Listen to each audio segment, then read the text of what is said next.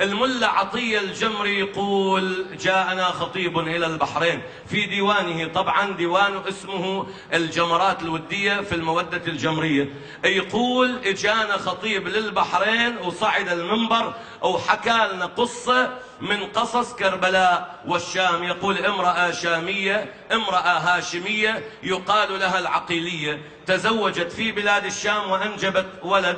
هذا الولد كبر حتى صار ابن 10 سنوات، فكان في بعض الكتاتيب بذاك اليوم يعني مدارس، فكان في بعض المدارس يوم لأدخلوا السبايا إلى بلاد الشام، وإذا بهذا الغلام راح للمدرسة وجد المدرسة مقفلة والأطفال لابسين ثياب العيد، ثياب الجديد، وهم يعني في حالة من الفرح. قال: خير؟ قالوا: اليوم يوم عيد، يزيد بن معاوية انتصر والإسلام انتصر وجايبين خوارج وسبايا ورؤوس، اذهب إلى أمك وقل لها أن تلبسك ثيابك الجديدة. ركض الغلام إلى أمه، وقف على الباب. أمه تقول له: ولدي شنو الخبر؟ يقول: أماه اليوم عيد. قالت: ولدي من قال لك؟ قال: نعم اليوم انتصر يزيد وجايبين سبايا وكذا. الله أكبر. يلا أريد منك تشارك. أولاد العقيل إلها اليوم زينة، يلا البحارنا يعطون الونها. أولاد العقيل إلها اليوم زينة، أي وملبوس يا المذخور الأعياد. وأنا الوالدة تجاوبه: إيش عندك تقل لا يا الولايات، تنده من بعيد. ياهو اللي قال لك هالوقت يا ابني وقت عيب. يلا يا شباب كلكم اريد وان اللي واقفين ايضا وانه معانا والنساء هاي الليله: ايش عندك تقل لا يا الولايات، تنده من بعيد. ومنه اللي قال لك هالوقت يا ابني وقت عيب.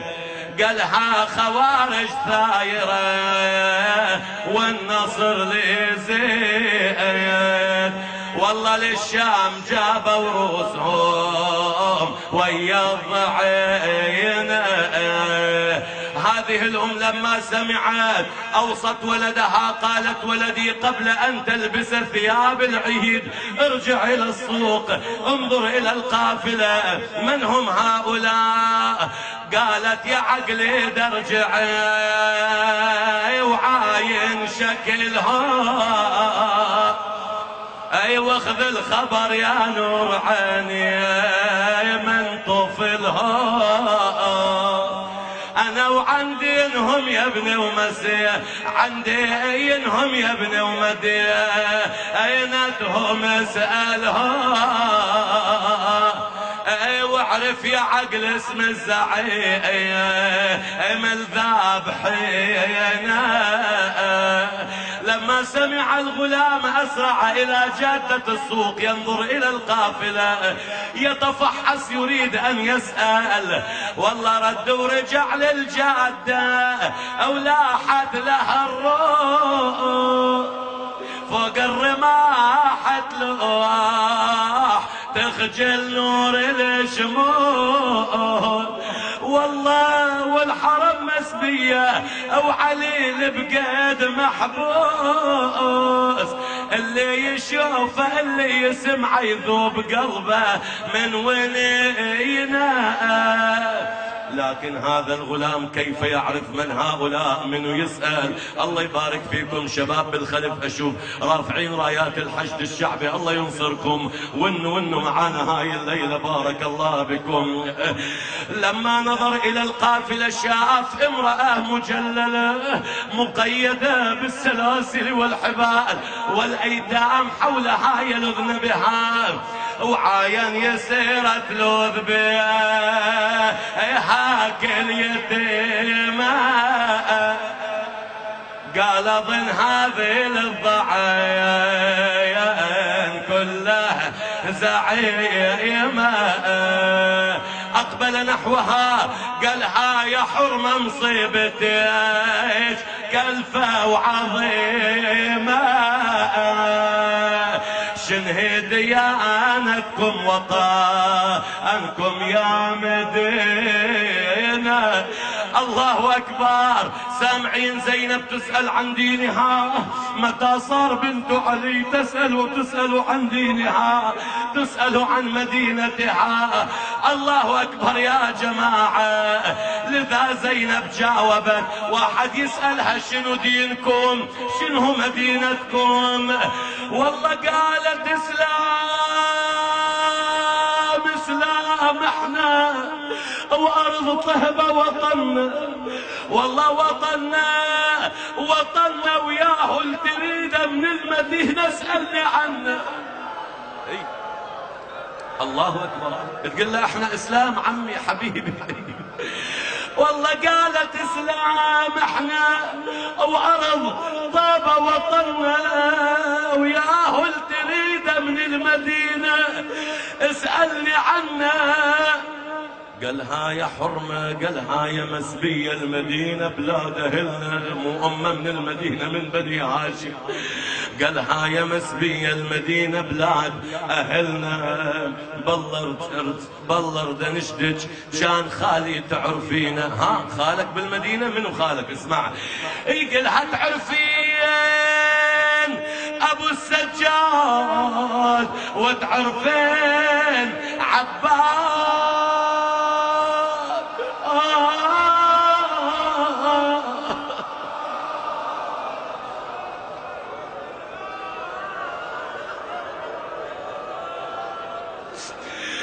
قلها تعرفين ابو السجاد، وتعرفين عباس. وويلا والله تعرفين الأكبر، تعرفين أبو السجاد، وتعرفين عباس.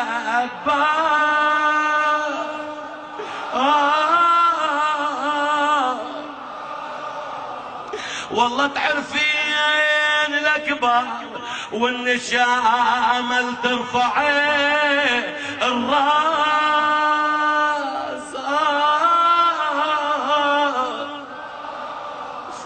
والله تعرفين ابو الشيمة محمد وافي الباس، تعرفين زينب بضعة الزهرة المصونة.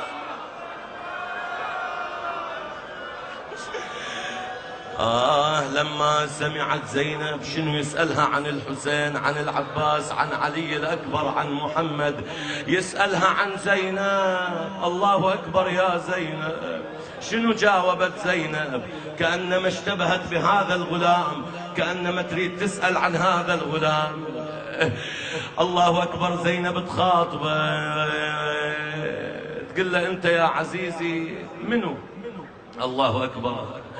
والله لما قال تعرفين زينب بضعة الزهرة المصونة، شسمك تقول لا يا الولد وامك منه.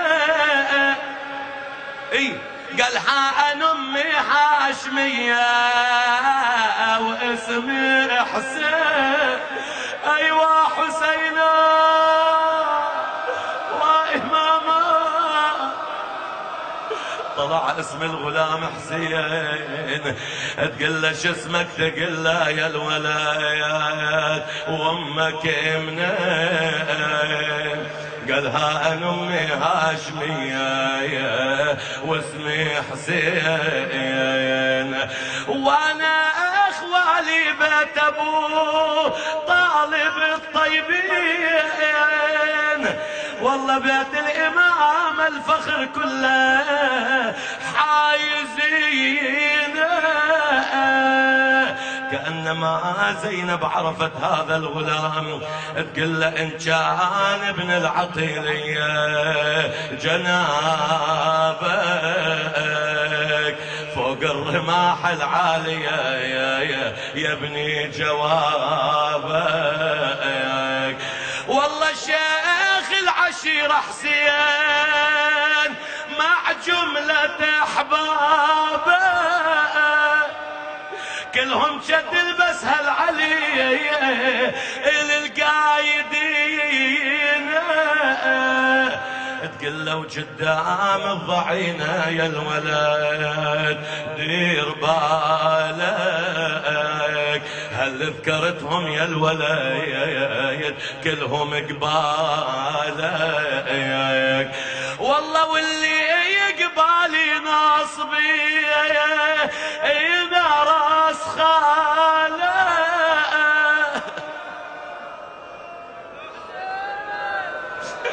واللي يقبالي ناصبي أين راس خالك،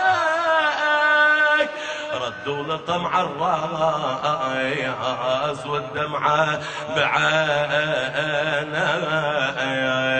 بعد تقول له وان كان عن زينب تسايل والنساوي، يا ابني انا زينب وهذا عيال الحسين، لما سمع الغلام نزل الى الارض اخذ حجرا ضرب به رأسه وصارت الدماء تنزل على عينيه، وأسرع إلى أمه يبكي، نظرت إليه أمه قالت ولدي من الذي صنع بك هذا؟ ألم أقل لك لا تقترب من القافلة واسأل من بعيد عنهم؟ قال لا يا أمه أنا ضربت نفسي. قالت ولما؟ قال أمه لأن المذبوح هو خالي الحسين والمسبية هي زينب.